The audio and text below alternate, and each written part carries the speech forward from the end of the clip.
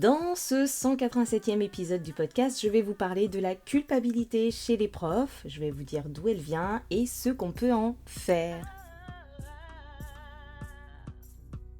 Je suis Émilie Lefatan, coach professionnelle et formatrice.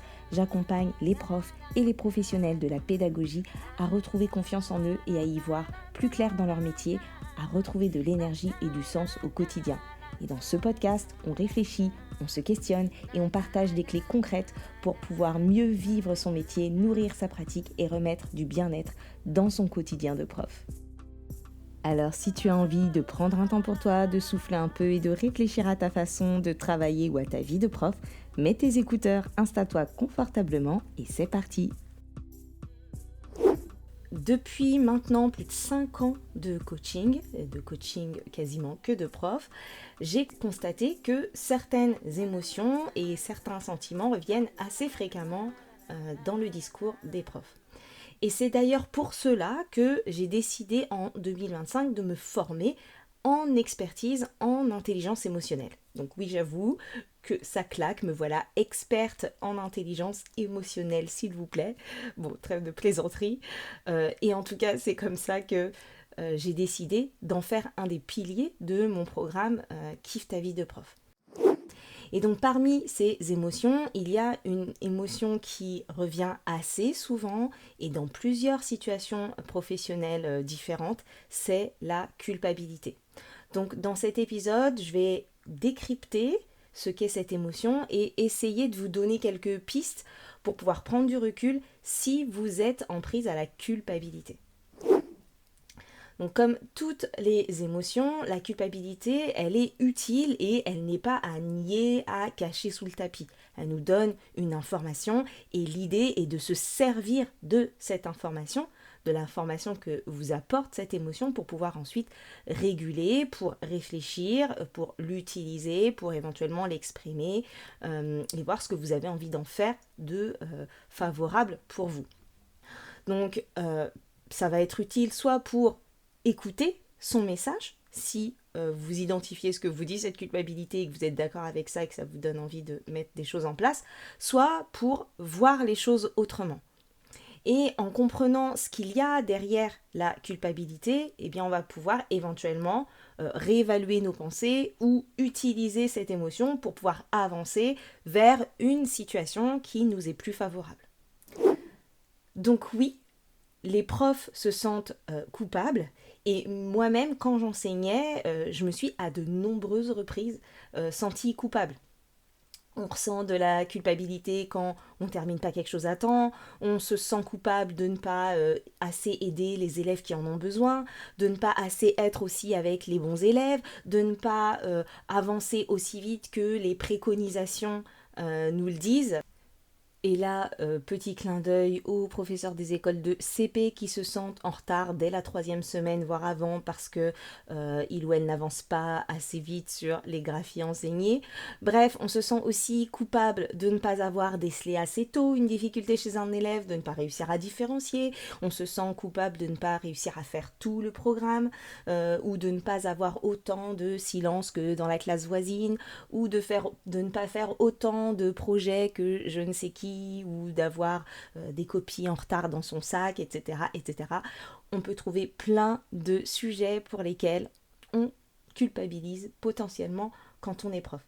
Et bien sûr, ça ne s'arrête pas à l'école, on se sent aussi coupable en dehors de l'école de trop travailler ou de ne pas être assez disponible pour ses proches ou de ne pas assez travailler quand on passe du temps avec eux. Enfin, la culpabilité, elle peut être là à plein de moments.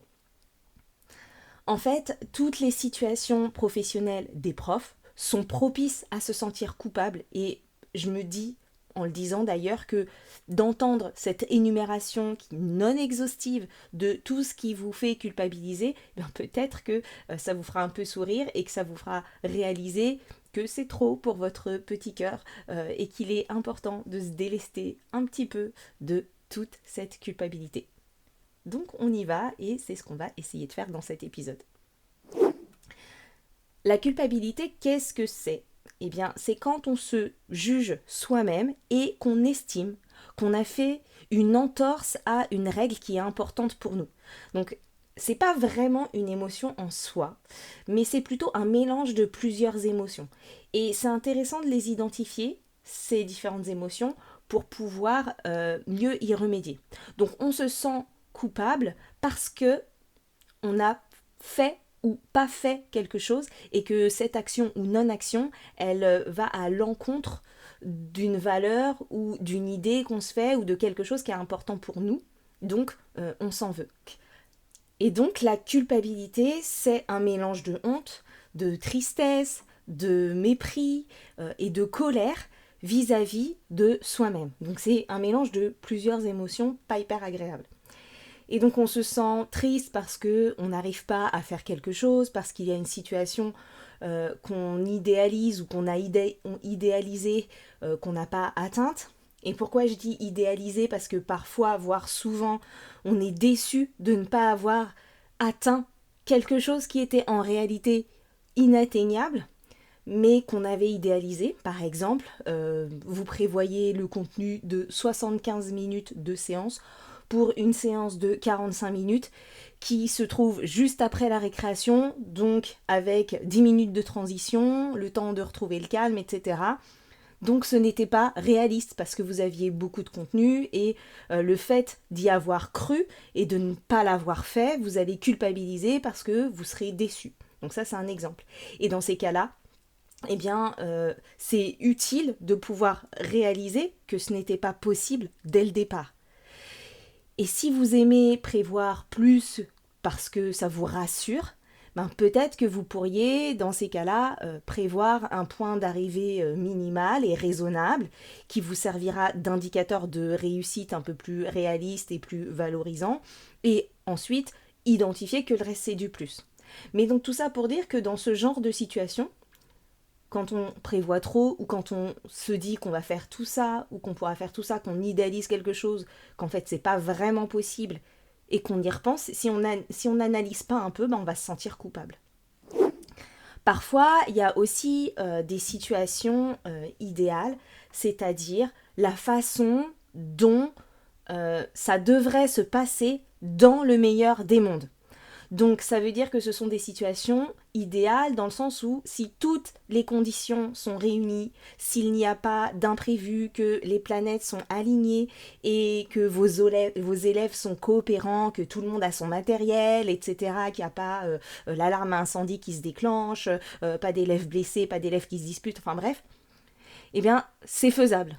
Sauf que, ben, c'est assez rare que tout se déroule à 100% comme attendu quand on enseigne. L'imprévu, ça fait partie du jeu.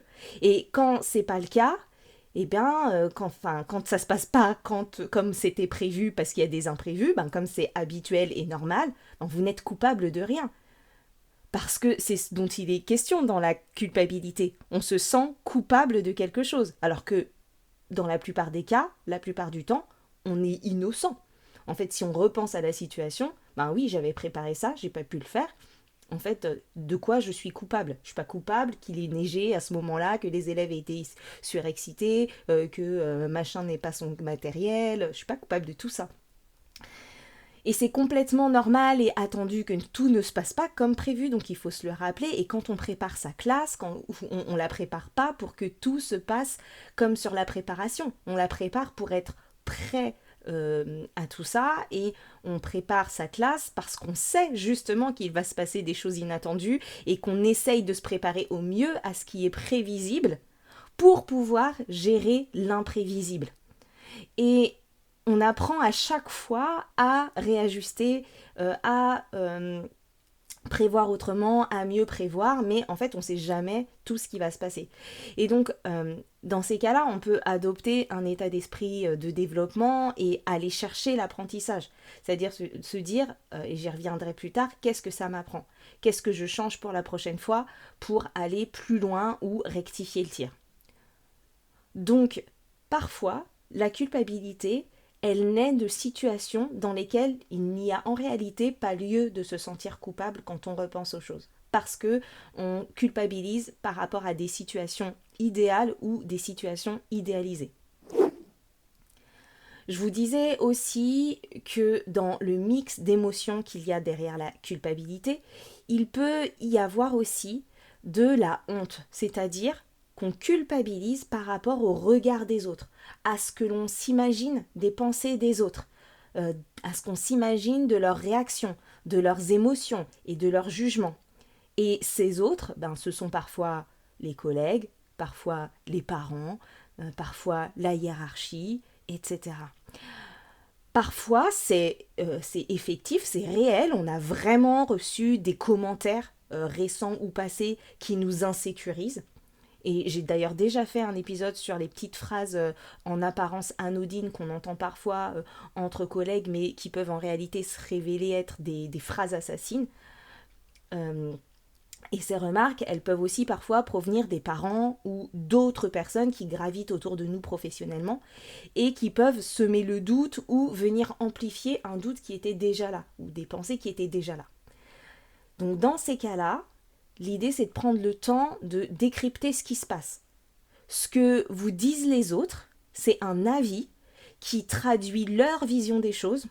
Parfois c'est par méconnaissance, parfois c'est par non-conscience de ce qui se passe réellement ou ce qui se passe pour vous. Parfois c'est de façon mal exprimée. Il peut y avoir quelque chose d'intéressant et d'utile dans ce que la personne dit, mais c'est mal dit, c'est mal exprimé. Et parfois c'est nous qui le comprenons mal. Et c'est pas parce que quelqu'un nous dit quelque chose que c'est forcément vrai, ni que c'est forcément faux. Mais ce qui est intéressant, c'est d'aller creuser ce qu'il y a derrière votre sentiment de culpabilité. Pourquoi vous vous sentez coupable à ce moment-là, pour pouvoir ensuite décider de ce que vous voulez en faire. C'est-à-dire que une fois que vous avez identifié pourquoi vous vous sentez coupable, vous allez pouvoir vous dire que peut-être vous êtes d'accord avec cette remarque, avec ce reproche, avec ce commentaire. Et dans ce cas, ça va vous permettre de vous demander comment vous pouvez améliorer les choses. Ou bien, parfois, en y réfléchissant bien, vous allez décider de ne pas accorder trop de crédit à cette remarque parce que vous allez vous dire que de là où vous parle cette personne, ce n'est pas pertinent. Parfois, on imagine aussi à tort que les autres nous jugeraient parce qu'en réalité, ils sont souvent dans les mêmes situations que nous. C'est-à-dire qu'on va imaginer qu'on va faire telle chose et que les collègues vont nous juger, mais en fait, les collègues, ils vivent la même chose que nous, ils sont peut-être aussi dans le doute, ils ont peut-être les mêmes interrogations. Et parfois, on a peur de ne pas convenir aux attentes aussi. On a peur de ne pas être conforme à ce que l'institution attend de nous, à ce que les collègues attendent de nous, à ce que le métier voudrait qu'on fasse, etc. Et dans ces cas-là, quand on culpabilise, on peut parfois interroger quelles sont les attentes réelles. Est-ce qu'on n'est pas en train de surinterpréter ou de surévaluer les attentes? Et je connais personne de lucide pas d'enseignant lucide en tout cas, qui reprocherait à un ou une autre collègue de ne pas finir le programme haut la main. Parce que quand on est lucide, on sait très bien que c'est compliqué, que ça rentre pas, et que si ça rentre, c'est au détriment de la qualité sur certaines parties ou de la compréhension des élèves à certains endroits. Donc il n'y a pas à culpabiliser de ne pas réussir à faire le programme parce que en fait, si on réussit à le faire, comme je viens de le dire, c'est au prix de certains sacrifices et de certains choix. Parmi les situations où les profs culpabilisent, il y a aussi des situations où on culpabilise de ne pas amener les élèves là où on voudrait les amener. Cette culpabilité-là, elle nous montre que c'est important pour nous de faire progresser les élèves et qu'on a un idéal, qu'on a une vision pour eux. Mais elle nous demande aussi de réinterroger notre responsabilité dans la réussite et par rapport aux difficultés des élèves. C'est-à-dire qu'il y a des choses qui dépendent de vous et d'autres non. Et il y a des choses qui sont hors de votre contrôle. Quand on n'arrive pas à emmener les élèves jusqu'à là où on aurait aimé les emmener, il y a parfois, souvent, des raisons sur lesquelles vous ne pouvez pas agir. Donc il n'y a pas à culpabiliser puisque ça ne dépend pas de vous. Et donc l'idée c'est de faire de son mieux, améliorer ce qu'on peut raisonnablement améliorer, continuer de réfléchir.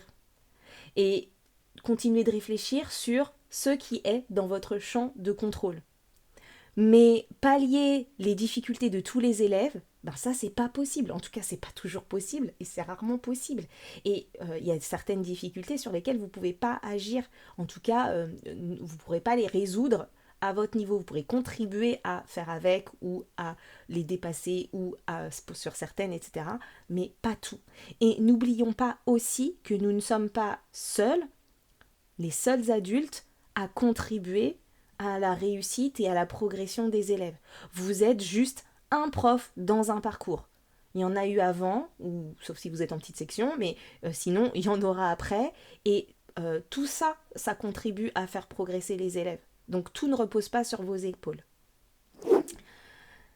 Comme je vous disais que la culpabilité, c'est en lien avec le regard que nous portons sur nous-mêmes, il me semble aussi important de vous évoquer les situations où on peut interroger cette culpabilité et réévaluer notre culpabilité. Revoir un peu les critères et se rendre compte que nous ne sommes coupables de rien. Le contraire de coupable, c'est innocent. Et dans bien des situations, se demander si on est coupable ou innocent, eh bien, ça permet de relativiser. Dans certains cas, on est vraiment coupable de quelque chose, vraiment. On a fait quelque chose qui n'est pas convenable, quelle que soit la raison. Et l'idée n'est pas de nier ces situations, mais de pouvoir les repérer dans le lot de situations où nous sommes innocentes. Et dans ces cas-là, eh bien, la culpabilité, elle est utile parce que c'est une émotion, un sentiment qui va nous inviter à réparer. Quand on se sent coupable, c'est une invitation à réparer. Et donc ça, c'est quelque chose qu'on va pouvoir faire et qui va pouvoir nous mettre en action face à ce sentiment de culpabilité. Qu'est-ce qu'on peut faire quand on se sent coupable ? Voir si on peut aller réparer. Et quand on peut aller réparer, ça n'enlève pas ce qui s'est passé ou ce qui ne s'est pas passé, mais par contre, ça le répare, ou on peut avancer, on arrête de se sentir coupable et de ruminer cette culpabilité. Je me souviens d'une fois où en fin de journée, j'étais fatiguée par un élève qui avait été pénible toute la journée et je lui ai dit quelque chose d'hyper cinglant. Je me souviens pas ce que c'était, mais je me souviens que c'était suffisamment cinglant pour que même moi, quand je le dise, je me dise « Oh waouh !»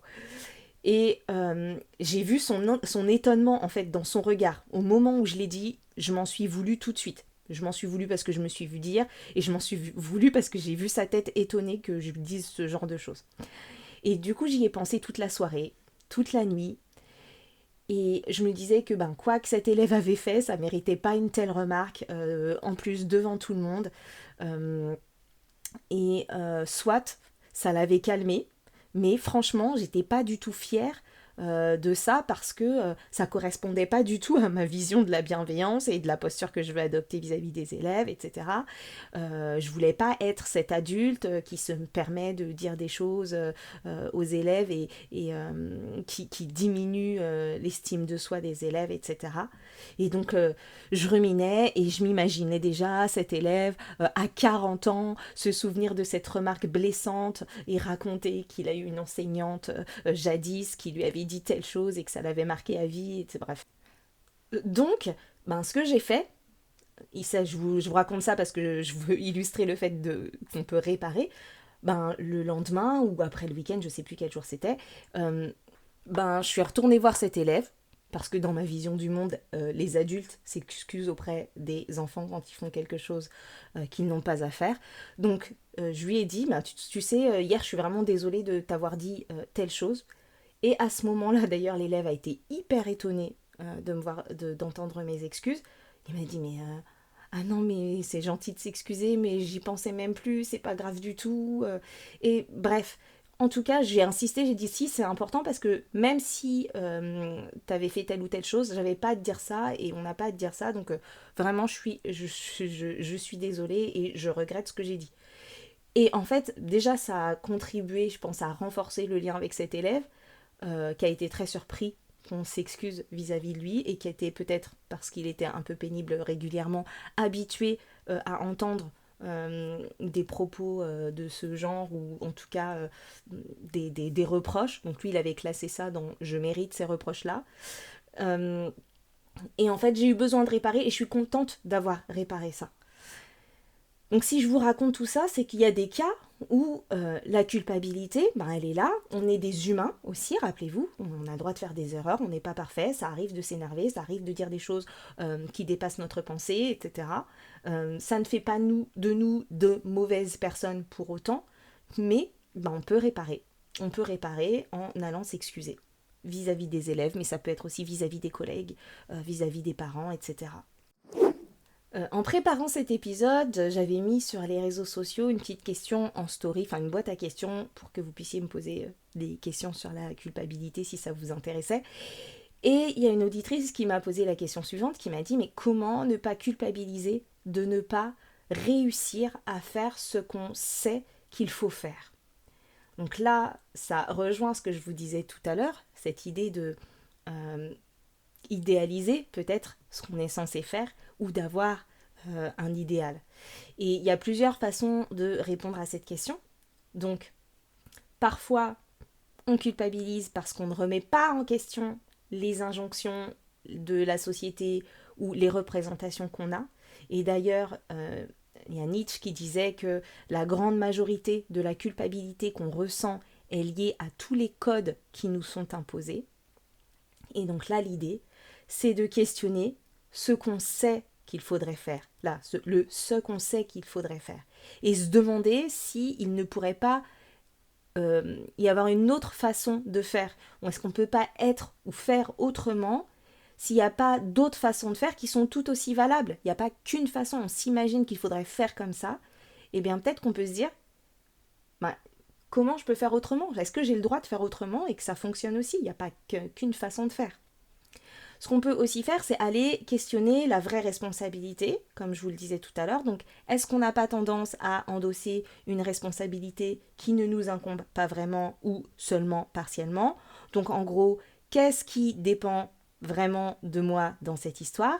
Est-ce que j'avais vraiment la main sur tous les facteurs ?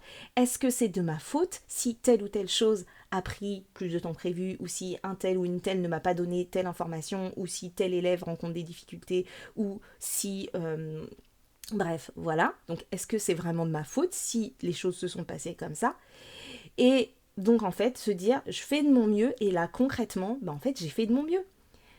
Et ça me fait penser aux accords Toltec dont j'ai parlé dans un vieil épisode du podcast. C'était l'épisode 17, un de mes tout premiers épisodes, et qui est d'ailleurs resté longtemps l'épisode le plus écouté du podcast à mon grand étonnement, et je pense que c'est à cause des mots-clés et des recherches.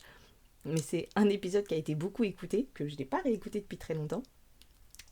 Donc voilà, se rappeler que tout ne dépend pas de vous. Qu'est-ce qui dépend de vous ? Et est-ce que vous avez fait de votre mieux ? Déjà, ça peut être une piste. Une autre piste pour répondre à cette question, donc la question comment ne pas culpabiliser quand on sait qu'on n'a pas réussi à faire ce qu'il aurait fallu faire. Donc c'est quand on se dit qu'on n'a pas pu faire ce qui aurait dû être fait, peut-être que on peut essayer de ne pas se focaliser sur la perte de ce que nous n'avons pas fait, mais plutôt sur essayer de trouver le gain que ça a généré. C'est-à-dire imaginer les choses, que les choses elles ont un aspect négatif, mais que en négatif, il y a aussi un aspect positif.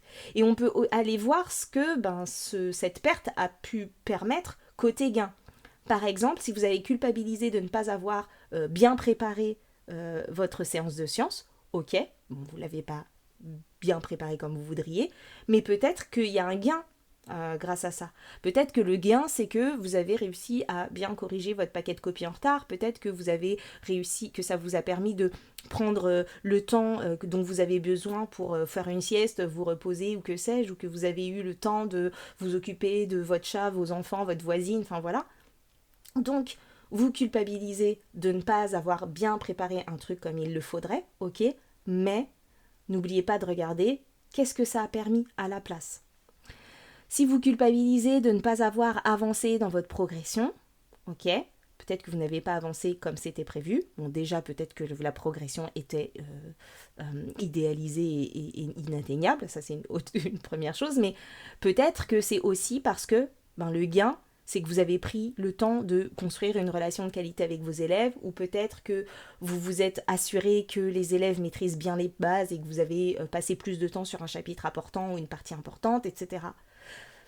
Donc l'idée c'est ça, c'est de se dire que quand on culpabilise, on se focalise sur ce qu'on n'a pas fait ou ce qu'on aurait dû faire autrement, mais on oublie de regarder ce que ça a permis et ce qu'on a fait à la place ou ce qu'on a mis en place, etc. Donc ça demande un peu de flexibilité mentale, mais la piste ici c'est d'orienter son regard sur autre chose, sur le gain, sur le positif, sur ce que ça a permis, même si ça n'enlève pas la perte.